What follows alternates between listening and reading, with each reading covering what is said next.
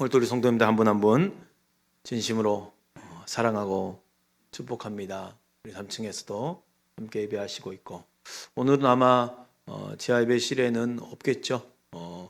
지난주까지 이 20명 내외로 참석할 수 있기에 공간을 많이 불렸는데, 오늘부터 1.5단계 교회는, 그래서 거리 유지만 잘 하시고 방역 수칙만 잘 지켜주시면 되겠습니다. 스티커가 부착되어 있는 좌석만 앉아주시고, 거기 이제 일부 예배도 그렇게 했지만 1, 2부 예배 이제 인원이 그래도 많아질 수 있거든요. 그럴 땐 또 부득불 장소가 또 분리될 수 있는데, 저희 교회는 모든 공간에 다 예배가 송출될 수 있도록 준비해 놨기 때문에 미리 또 자리를 또 옮겨주시면 좋겠습니다. 그래서 모든 자들이 함께 예배에 참여할 수 있도록 해주시고, 오늘도 우리 신이가 모처럼 교회에 왔어요. 우리 교회 제일 막내거든요. 돌 지났어요.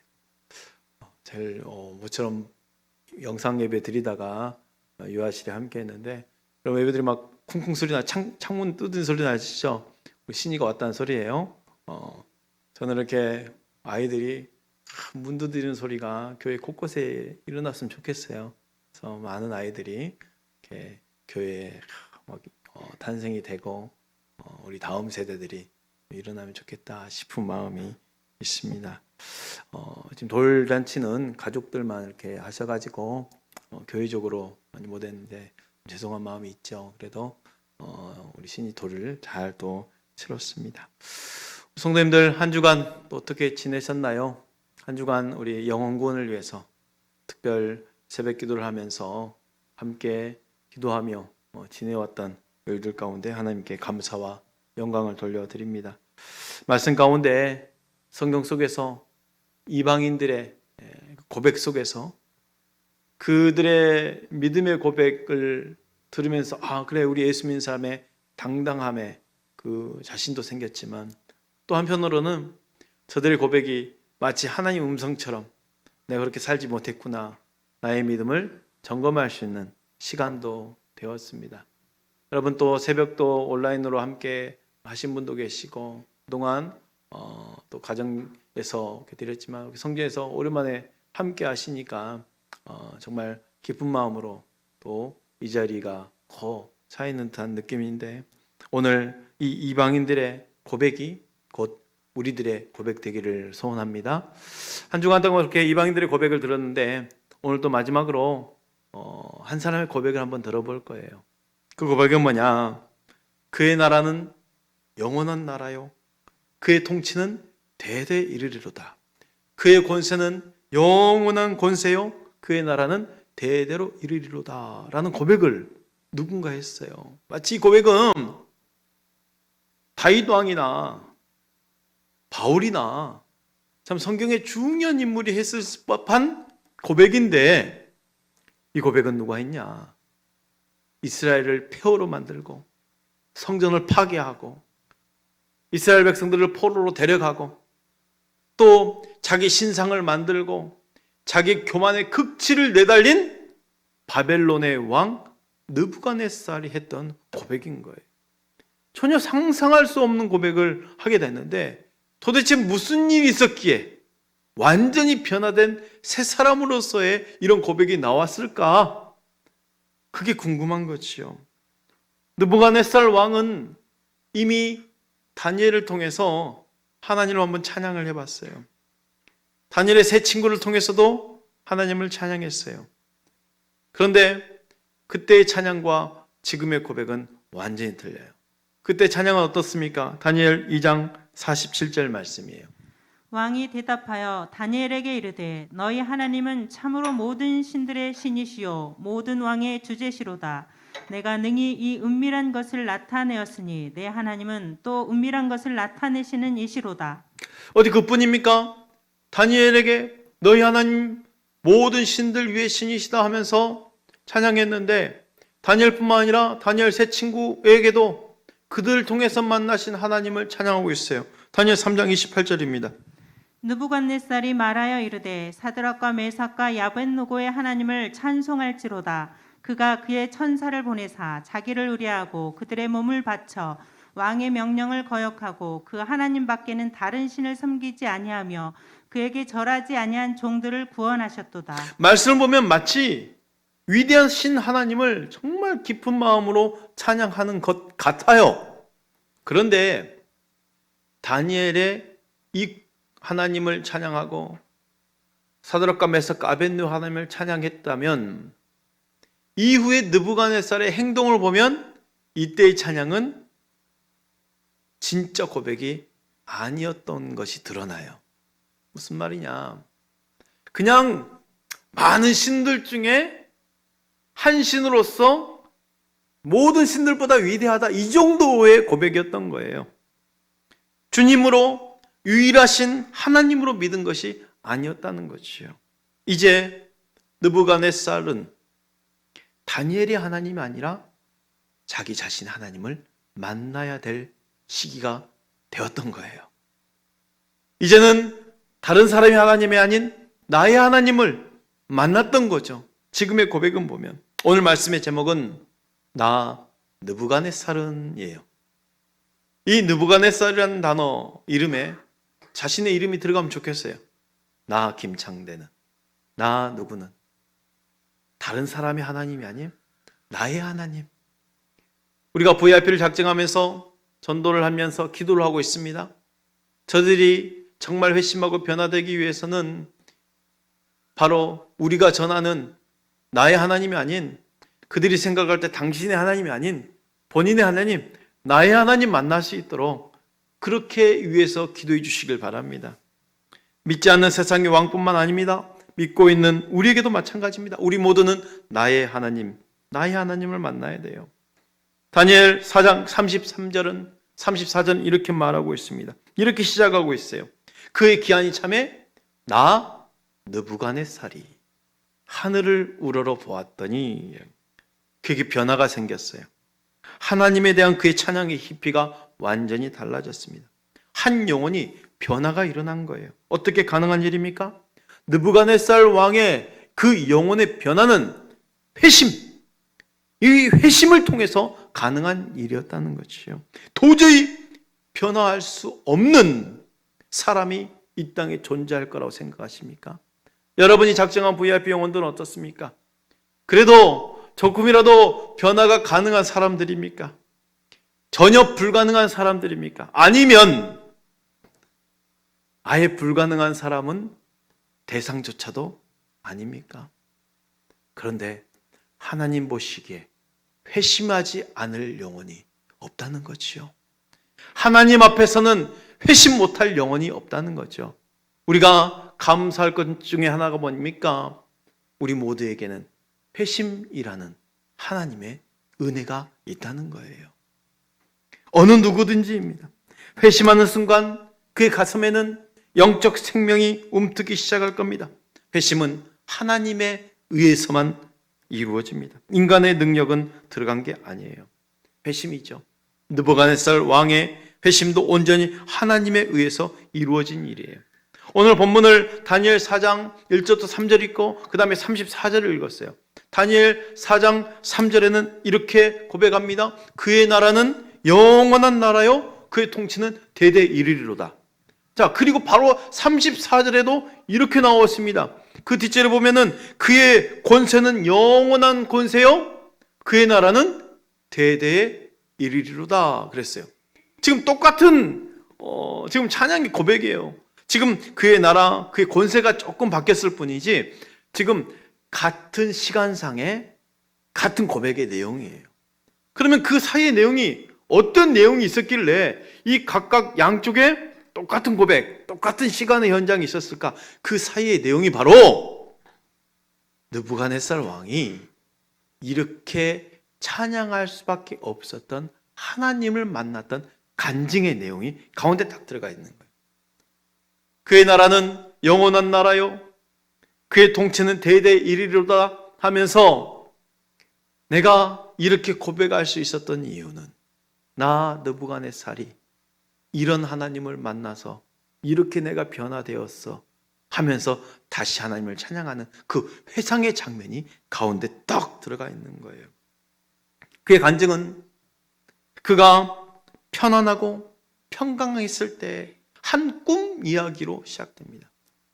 편안하고 평강했을 때, 여러분, 가장 위험한 시기가 바로 평안과 평강의 시기예요. 이때 가장 조심해야 돼요. 느부갓네살 왕도 그랬어요. 다윗 왕도 그랬어요.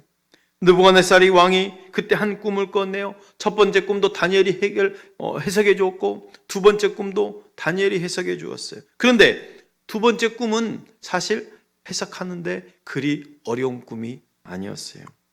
5절 보니까 이렇습니다. 다니엘이 느부갓네살 왕이 한 꿈을 꾸고 또 내 침상에서 생각하는 것과 머릿속에서 받은 환상, 그러니까 한 꿈과 생각하는 것과 받은 환상 지금 내용이 똑같은 꿈이라는 거예요. 이 꿈 때문에 내가 번민했다 그랬어요. 두려워하면서 번민한 거예요. 그 꿈의 내용이 좀 충격적이었거든요. 어렴풋이 이 꿈이 어떤 꿈이고 지금 하나님이 자신을 어떻게 하겠다라는 그 불길한 계시가 어느 정도 추측할 수 있는 꿈이었기 때문에 그는 두려워했어요. 그 꿈 내용은 이렇습니다. 큰 나무가 하늘까지 올라오는데 그 나무에는 각종 동물들, 새들이 깃들면서 쉬고 있었어요. 그런데 한 천사가 내려와서 이 나무를 꺾어야 된다는 거예요.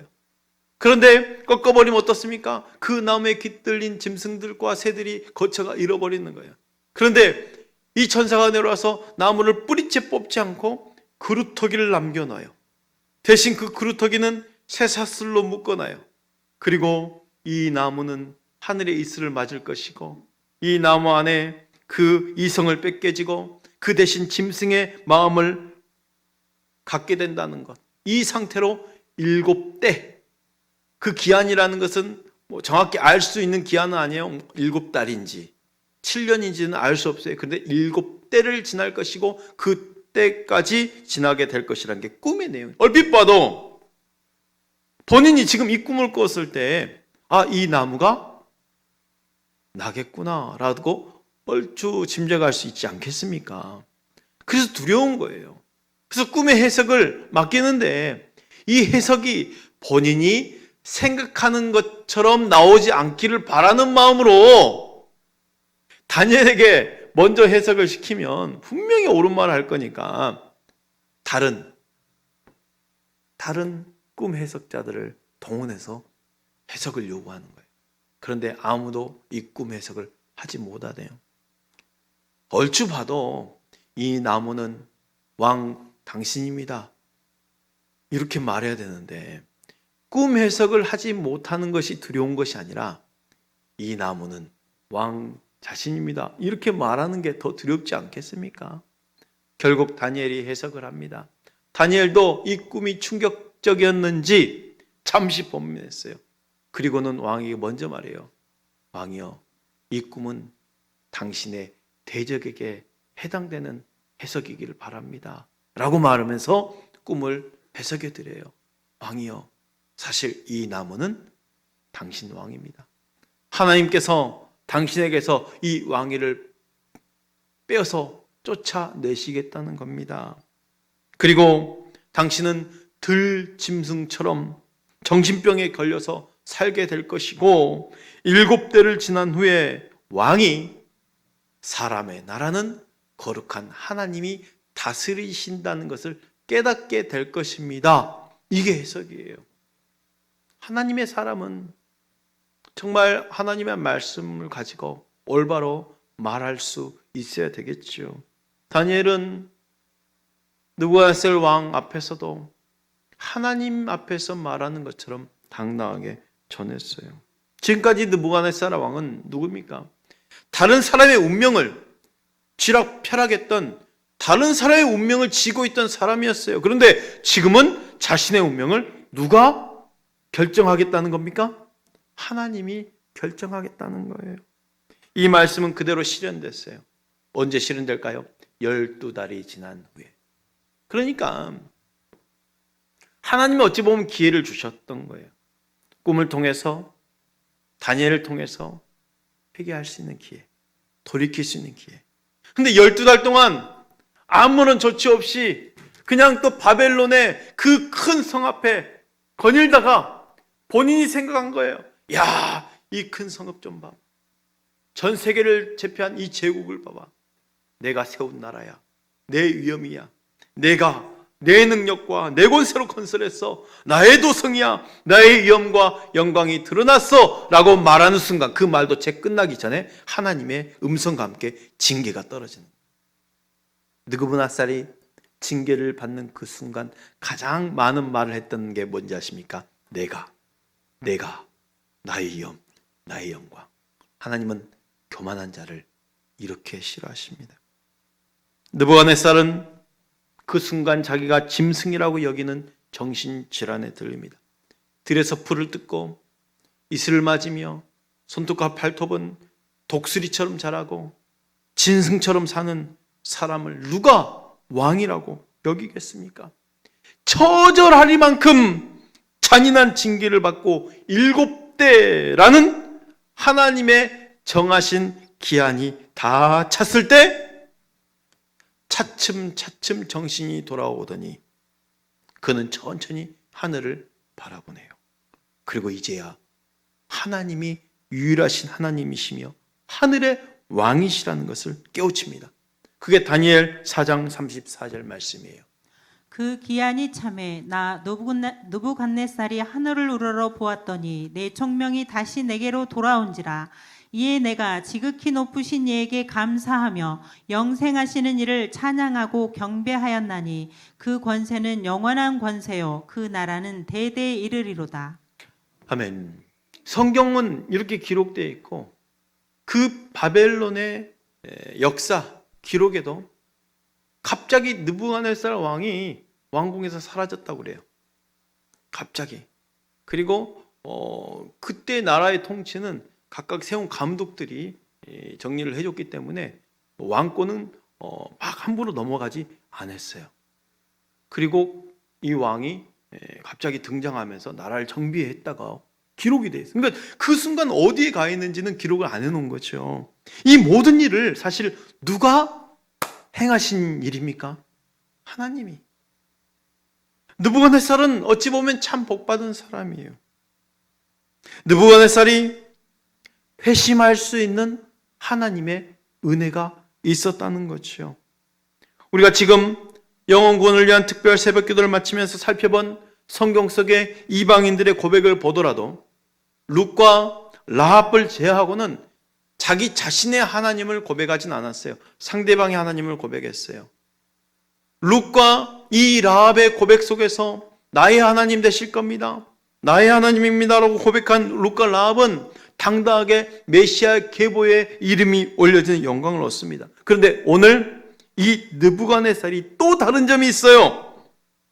그 당시에 아무런 소망이 없었던 이 룻과 라합, 아주 낮은, 정말 누군가 돌봄을 받지 못하면 살 수 없었던 이 낮고 천한 자들이 하나님의 영광을 입었던 반면에 느부갓네살은 세상 권력의 최고의 위치에 올라 있는 사람이었다는 거죠. 그런데 그의 회심을 위해서 하나님이 친히 징계하셨다는 거예요. 사랑하는 성도 여러분, 우리 모두에게는 회심이라는 하나님의 은혜가 있습니다. 낮고 천한 자도 높고 권위 있는 자도 어느 누구에게나 회심이 필요한 거예요. 회심하는 순간 변화되지 못할 영혼은 없습니다. 하나님이 하십니다. 그러기에 구원의 역사를 믿고 기도하는 것이요. 두 번째 징계의 이유는 새 사람으로의 변화가 목적인 거예요. 징계 자체가 목적이 아니에요. 징계를 위한 징계가 아니었다는 거죠. 새 사람의 변화를 위한 징계였다는 거예요. 우리를 낮추시고자 하신 이유도 마찬가지입니다. 새 사람으로의 변화를 통해 나를 높이시기 위함이 목적인 거예요. 구루터기를 남겨놨어요. 이게 하나님 은혜가 아니겠어요? 뿌리째 뽑아버리면 이 사람의 왕권, 다시 하나님께 새롭게 만들 그 일들, 또 이 사람을 통해서 하나님의 영광을 드러내는 일들을 다 없애버리겠다는 거잖아요. 그런데 그루터기를 남겨놨다는 것은 이후에 변화될 새 사람으로서의 사용할 하나님의 은혜가 있었다는 거예요. 다니엘 4장 26절 볼까요? 또 그들이 그 나무 뿌리에 그루터기를 남겨두라 하였은즉 하나님이 다스리시는 줄을 왕이 깨달은 후에야 왕의 나라가 견고하리이다. 하나님께서는 나무 뿌리에 그루터기를 남겨놓으라 하셨어요. 느부갓네살의 징계를 받을 때도 왕권이 완전히 제거되거나 바벨론을 망하지 않겠다는 하나님의 의중이었죠. 그가 하나님 주신 권력으로 백성들을 잘 섬기고 하나님께 영광 돌리는 제2의 인생을 살기 원하셨다는 거예요. 결국 모든 징계에서 회복될 수 있는 열쇠는 깨달음입니다. 깨달음. 이 깨달음이 곧 회개예요. 하나님을 믿는 거죠. 느부갓네살의 징계의 기간은 그가 교만했던 그 교만의 크기와 아주 비례합니다. 그의 교만이 부서지는 데는 그만큼의 시간이 필요했던 거죠. 그래서 징계의 기간은 그저 고생만 하는 시간이 아닙니다. 교만이 깨어지고 영적인 깨달음이 일어나는 시간. 우리가 땅에서 회개로 풀지 않으면 하나님께서 하늘의 회복과 축복을 풀어주실 수 없는 거예요. 다니엘은 이 상황을 너무 잘 알기에 그가 징계받기 전에 먼저 충언을 드렸던 내용이 있어요. 그게 다니엘 4장 27절이에요. 그런즉 왕이여 내가 아뢰는 것을 받으시고 공의를 행함으로 죄를 사하고 가난한 자를 긍휼히 여김으로 죄악을 사하소서. 그리하시면 왕의 평안함이 혹시 장구하리이다 하니라. 이 말은 하나님의 계시가 아니에요. 이 말은 다니엘이 느부갓네살 왕에게 드리는 충언이에요. 그러니까 무슨 말이냐? 왕이여, 꿈 해석을 해놓고 바로 했단 말이에요. 왕이여, 아직 이 일은 일어나지 않았습니다. 그러나 왕이 회개하고 돌이키면 하나님께서 은혜를 베푸실 겁니다. 그러니 당신의 교만에서 회개하시고 돌이키소서라는 충언이에요. 어찌 보면은 하나님이 우리에게 끊임없이 알려주시고자 하시는 일들이 이렇게 인내 속에서 하나님의 우리에게 은혜 베푸시는 것이 있어요. 그러니까 12개월 12달이 지난 후에 징계가 이루어졌다는 것은 그를 통해 꿈으로 알려주시고 다니엘을 통해서 알려주셨다는 것은 한 번의 경고를 끝내지 않고 재차 경고하시면서 계속 흔들어 깨우시는 거예요. 사랑하는 성도 여러분, 우리도 마찬가지입니다. 살다 보면 하나님께서 우리에게 말씀하시는 것들이 있어요. 설교를 통해서, 환경을 통해서, 또 부모님의 말씀을 통해서, 또 주위에 믿는 자들의 그 소리를 통해서 삶 속에서 들려주시는 재차 하나님께서 계속 깨닫게 하시는 방편이 있다는 거죠. 그 소리를 유심히 들으면서 돌이킬 수 있는 하나님의 은혜가 필요해요. 심판이 예고되었던 니느웨 성읍도 그 성읍에 회심하며 회개했을 때에 하나님 심판을 거두신 걸 우리가 다 알고 있지 않습니까? 하나님이 징계하신 기간 동안 느부갓네살에게 주신 그 영적 깨달음이 있었어요. 느부갓네살은 이렇게 고백합니다. 다니엘 4장 35절 말씀. 우리 함께 읽어볼까요? 다니엘 4장 35절입니다. 함께 읽습니다. 시작. 땅의 모든 사람들을 없는 것 같이 여기시며 하늘의 군대에게든지 땅의 사람에게든지 그는 자기의 뜻대로 행하시나니 그의 손을 금하든지 혹시 이르기를 내가 무엇을 하느냐고 할 자가 아무도 없도다. 이제 자기의 고백이에요. 자기 하나님 만난 거예요. 징계를 통해서 나의 하나님을 만난 거예요. 사람의 나라를 다스리시는 것은 사람이 아니라 하나님이십니다. 이 고백이에요. 그때까지는 느부갓네살 왕이 자기의 왕권을 자기가 다스린 줄 알았어요. 그런데 그것 또한 하나님이 주셨고 그걸 빼앗는 분도 하나님이시고 빼앗아서 다른 분에게 주신 것도 하나님이시라는 것을 알았던 거예요. 사랑하는 성도 여러분, 우리는 이런 하나님을 추워도 의심 없이 신뢰할 수 있어야 됩니다. 하나님은 나에게 주실 수 있는 분이고 나에게서 빼앗으실 수도 있는 분이셔요. 옮기실 수도 있는 분이셔요.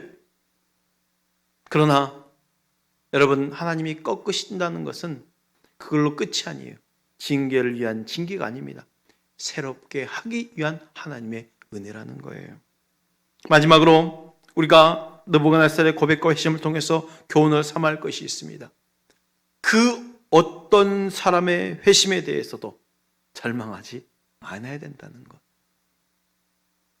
하나님의 백성을 포로로 잡아갔어요.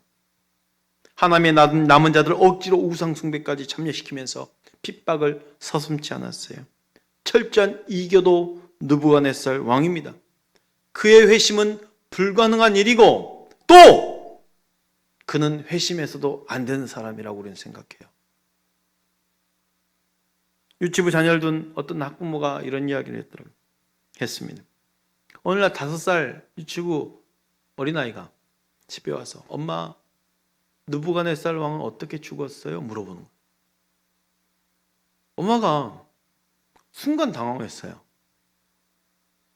아마 유치부에서 그날 다니엘 이야기를 했겠죠. 다니엘 이야기 하니까 거기에 막 느부갓네살 왕이 금신상 만들고 친구들 풀무풀에 집어넣고 하면서 사자굴까지 누가서 아니니까 그렇게 나오는 상황 속에서 아이가 왜 느부갓네살 왕이 궁금했지? 왜? 본인이 지금까지 생각하기에는 느부갓네살 왕은 그런 왕이었거든요. 그래서 유심히 성경을 한번 살펴봤어요. 이 엄마도 깜짝 놀라는 거예요.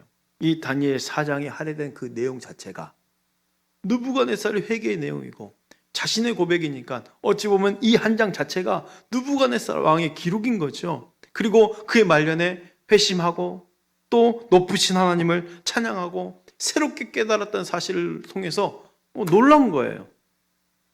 여러분, 느부갓네살이 구원을 받았냐 구원을 받지 않았냐 이 문제는 우리가 논할 필요가 없어요. 구원의 부분은 하나님의 절대 주권 속에 있는 신비한 영역입니다. 우리가 판단할 수 있는 문제가 중요한 것은 그가 하나님을 만났다는 것이고 회심했다는 것이고 그리고 하나님의 백성 이스라엘을 회복을 위해서 도구로 쓰여졌다는 거예요. 온 나라의 조서를 내려서 지극히 높이신 하나님을 찬양하고 경외하도록 선포를 했다는 것이요. 사랑하는 성도 여러분, 잘난다든 못난 자든 가난한 자든 부한 자든 악한 자든 선한 자든 미천한 자든 권세 있는 사람이든 하나님 보시기에 우리 모두가 다 구원받아야 할 영혼인 거예요. 그저 날 구원하신 하나님께 감사할 따름이지요. 이 구원의 감격이 지금 내가 전도하고 있는 VIP 영혼에게 동일하게 동참할 수 있기를 바랍니다. 우리가 한 주간 기도했잖아요. 이제는 만남을 가져보십시오. 조심스럽게. 우리가 한 주간 기도했던 기도의 응답을 믿고 모든 거 하나님께 맡기며 말씀 의지하면서 교회가 교회됨의 역사를 이루어 나갈 수 있도록 한번 만남을 가져보십시오. 예전처럼 새생명 축제 하면은 정말 많은 사람들이 한 번이라도 교회에 올 수 있도록 만들었던 전도였을 거예요. 그런데 어찌 보면은 하나님께서 지금의 상황을 만들어 놨다는 것은 정말 본질적인 부분으로 들어가서 정말 너가 그 영혼을 위해서 이렇게 간절하게 기도해 봤니? 라는 음성 같아요. 혹여 우리가 기도하고 있는 영혼들이 교회에 오고 싶은 마음이 들거든 여러분 미리 연락을 주십시오. 그래서 우리가 2m 간격으로 자리하게 되면 다 들어올 수 없잖아요. 그래서 VIP에게 먼저 자리를 내드리고 또 더러 우리 중직자들이나 또 믿음인 자들은 다른 공간에서 예배를 드리면서 양보하실 수 있는 그 자리도 필요하니까 그렇게 해야 되고 또 여러분 이제 전도지를 가져가시면 마스크 전도지인데 여기에 온라인으로 우리 홈페이지 또 유튜브로 예배 참여할 수 있는 방법들이 다 있어요. 그렇게 해서 11월 1일 날 함께 온라인으로도 동참하면서 예배할 수 있도록 그때는 복음 메시지 또 쉽게 접근할 수 있도록 예배 구성을 할 거니까요. 느부갓네살 왕의 고백을 통해서 우리가 결단할 수 있는 것은 무엇일까요? 내 인생을 내 뜻대로 살 수 있다는 생각을 버리는 것이 믿음의 출발이라는 것이죠. 하나님 어떤 분이십니까? 세상의 권세를 가진 왕을 다스리는 분이 하나님이셔요. 그 모든 권세를 주시는 분도 하나님이시고 그에게서 빼앗는 분도 하나님이시며 그 빼앗는 것을 다른 사람에게 주실 수 있는 분도 하나님이시라는 거예요. 무슨 말입니까? 그 하나님의 다스림 안에 우리 모두가 다 들어있다라는 거예요. 나뿐만 아니라 내가 기도하고 있는 저 영혼들까지도 하나님의 다스림 속에 들어있다는 거예요. 하나님 앞에 겸손함을 가지고 나아갑시다. 영혼의 구원의 역사를 믿고 나아갑시다.